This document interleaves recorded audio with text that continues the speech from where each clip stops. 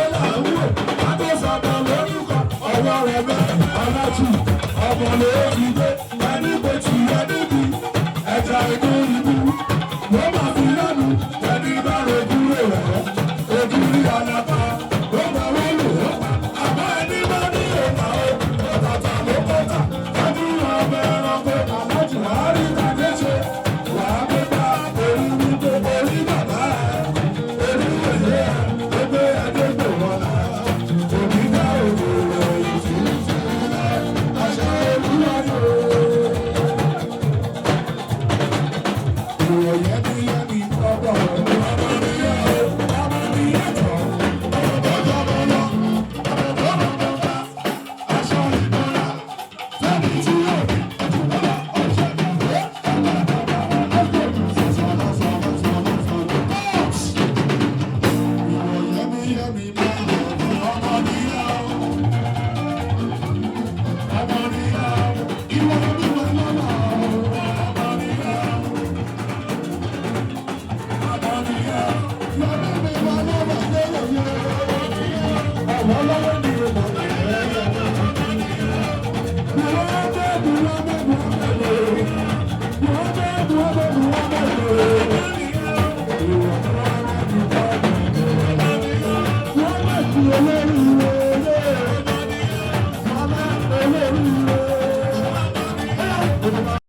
Thanks for watching this video.